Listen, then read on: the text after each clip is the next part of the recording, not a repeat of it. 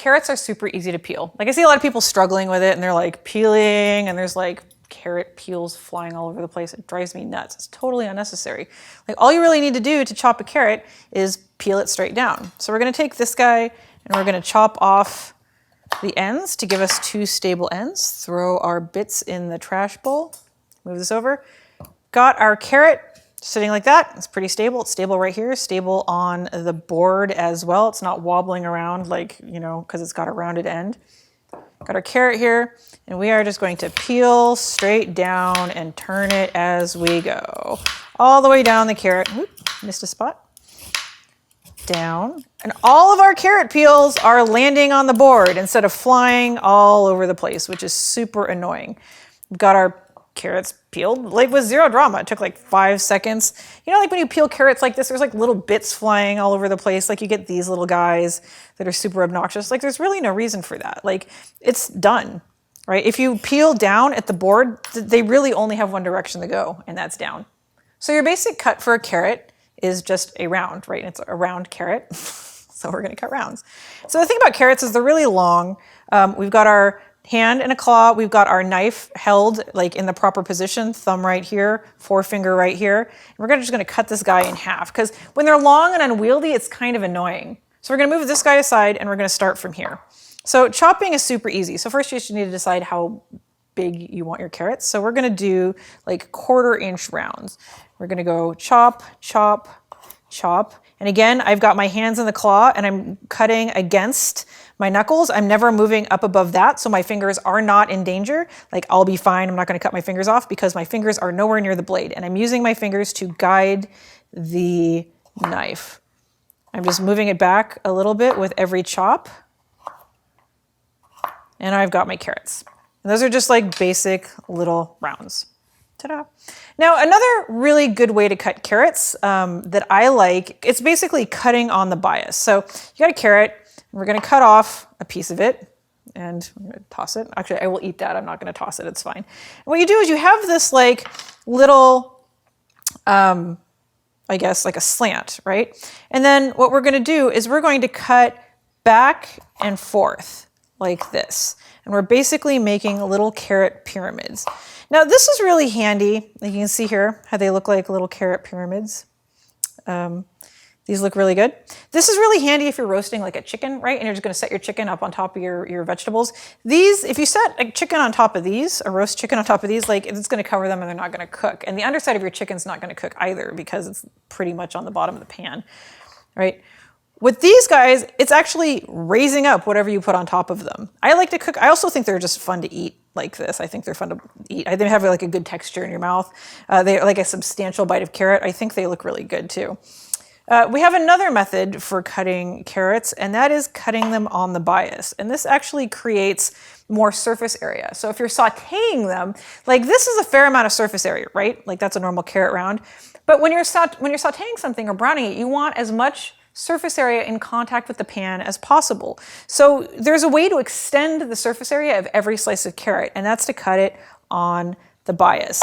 And that's cutting it at a slight angle. And I'll show you why we do this. So I've got a couple slices.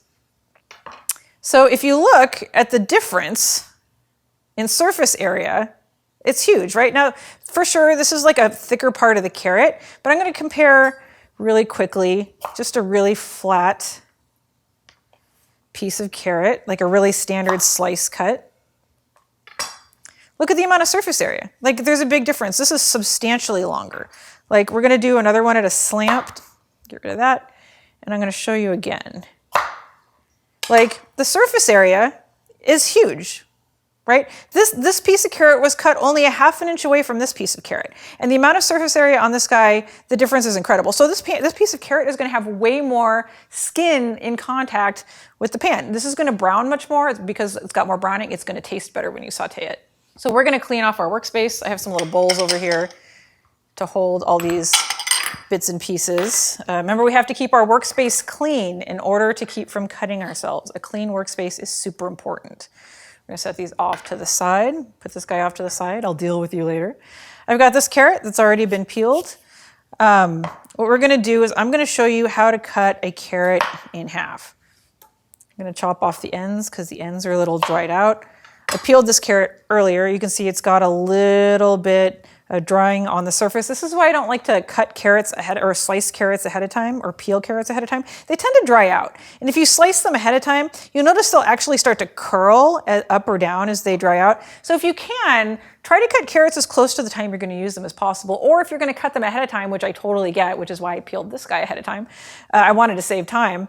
What you can do is you can actually wrap these in a damp paper towel that's been really wringed out, so it's not really wet, but just a little damp. Wrap them in a damp paper towel, put them in like a Ziploc bag or a plastic container, and then just put them in the fridge for a little while. So when it comes to cutting carrots, like you'll see this guy is kind of wobbly, right?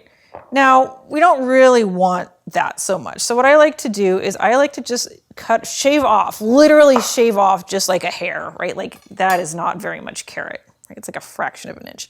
And that gives us a very stable surface. Like that carrot's not going to go anywhere now.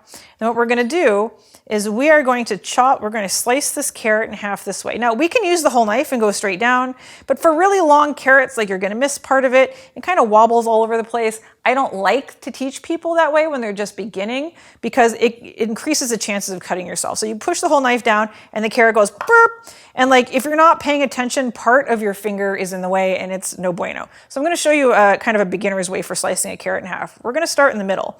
We're going to go straight down and we're going to very carefully guide the knife back towards the center part of the base of the carrot. And we're going to go all the way down. Now we've got like a half sliced carrot, right? And we're just going to do the same on the other side. Like as you get more adept at knife skills, absolutely go ahead and cut your carrot in one fell swoop. But until then, like take the extra step and be safe and cut them this way. And those look great. Now another really good way to cut carrots if you're roasting them, this is a great way to do it, but say you want them a little thinner, like say you have these like monster carrots and like really big carrots take a long time to cook. So what we're gonna do is we're gonna blade them on their flat side so they're stable and we're gonna slice them a second time right down the middle. And since this carrot is now stable, it's not gonna go anywhere, we're in a much better position to just slice it all the way down the carrot. But as you can see, the knife isn't quite long enough. So we're just gonna turn this guy around, catch that little tail end, and slice him open. And now we have 2 carrot full-length quarters. So we're gonna do the same thing to this guy, because I actually have a plan for this carrot. Later on, I'm gonna show you how to make a mirepoix. I wanna give you something to do with all these extra vegetables. So I'm gonna show you how to make a classic mirepoix, which is a base of flavor using carrots, celery, and onions.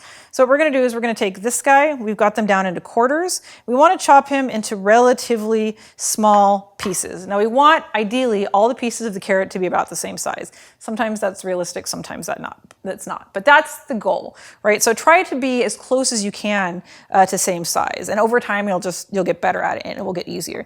So we're going to do like 1/2 inch slices all the way down. And again, I've got my hand in the claw, I'm holding the knife properly with my thumb and forefinger, and I'm chopping against my knuckles. And so the blade is nowhere near my fingertips. We're gonna move these up, move these out of the way because we don't want to clutter our workspace. We're gonna line these back up. We're gonna use our knife as a guide to line them up. Oop, get rid of that little bit right there. Line them up using the knife as a guide. And we're gonna keep chopping in 1/2 inch slices. And what we're gonna end up with are just these kind of like chopped carrots, right? And this is what we're gonna use in the mirepoix. We could use the mirepoix as the base for a soup. We can use it as the base for a sauce. We can use it as a base for anything delicious, really. There we go. And we've got our chopped carrots. Ta-da!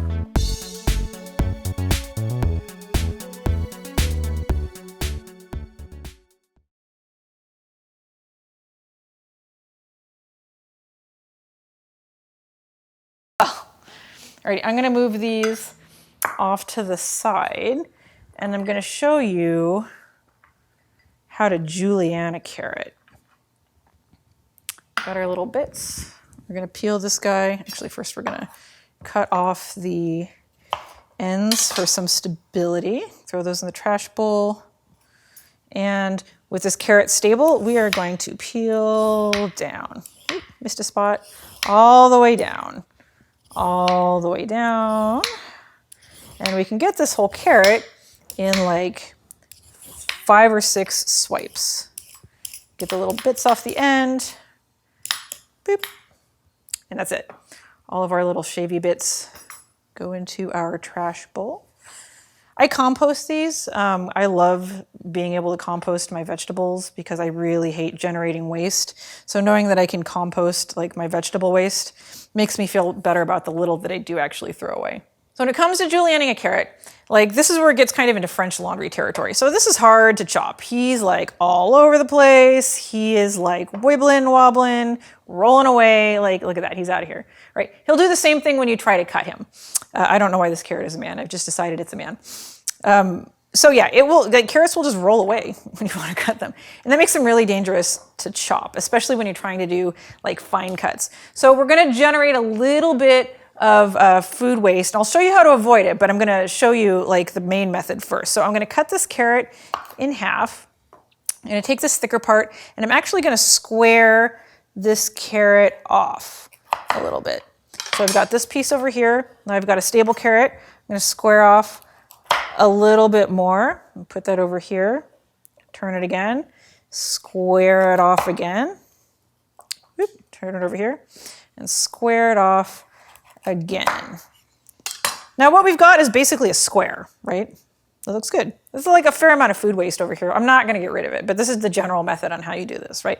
So julienne is generally about 2 inches. Like we're not shooting for like exactly 2 inches right now because I'm not teaching you French laundry chopping, I'm teaching you home chopping. At some point I may actually develop like a fine cooking knife skills video, but for now I just wanna get you the basics. So I'm gonna cut this guy in half, so it's roughly 2 inches. I'm gonna set this aside. What we're gonna do is we're gonna make little slices. Now, julienne is 1/8 of an inch, right?